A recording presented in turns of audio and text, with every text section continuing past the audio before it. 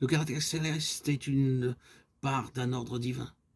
Il n'est pas simplement quelque chose d'abstrait. Il est une part d'un ordre de choses, d'un ordre céleste. Une vie donnée, une relation ordonnée, tout répondant à un ordre céleste. Ce qui nous est nécessaire de voir, c'est ce que signifie un ordre divin parfait. Je pense que nous avons là quelque chose à méditer et à contempler.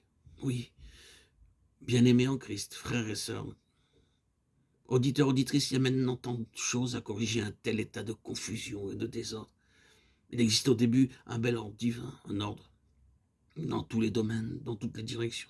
Tout était bien à sa place, chaque chose, dans sa propre relation, tout fonctionnait dans un ordre parfait.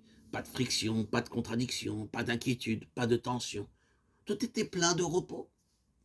Dieu avait déclaré que tout était très bon. Si Dieu a pu dire cela, c'est qu'à la lumière de sa mesure des choses, un tel ordre devait être très bon. Car sa mesure est tellement plus haute que la nôtre.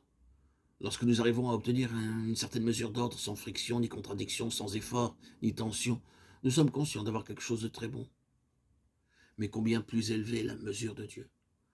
Lorsque Dieu dit d'une chose, elle est très bonne, elle doit être bonne en vérité. Mais ensuite parut la confusion.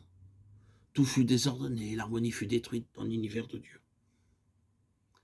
Il y a désormais une tension. Il existe un conflit, il n'y a pas de repos. Et dès ce moment, les choses ont été continuellement gouvernées par cet élément de désordre et de confusion. Et l'ordre divin ne s'est plus jamais rétabli dans le monde. Le désordre règne partout et en tout. Il est dans les éléments, il est dans l'humanité, il est dans toutes les relations, il est partout. Et désormais, en ce qui concerne Dieu, tout doit être dans une ligne de correction, à cause de cette confusion. Car avant tout, le désordre, la confusion règne dans l'homme lui-même. L'homme n'est plus une harmonie, une unité, il est entièrement dans le désordre. Puis, le désordre se trouve dans les relations de l'homme. Toutes les relations de l'homme sont désordonnées et renversées. Ensuite, il règne dans le monde que l'homme a fait. C'est l'homme qui a fait le monde tel qu'il est et qui a établi l'ordre présent. Un ordre qui est un désordre aux yeux de Dieu. Partout dans ce monde, il y a du désordre.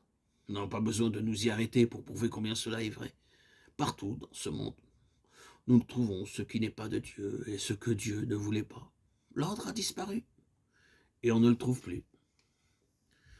C'est pourquoi lorsque nous ouvrons la première lettre aux Corinthiens, la première chose que nous y est montrée, c'est le monde. Et la seconde, c'est l'homme, l'homme naturel.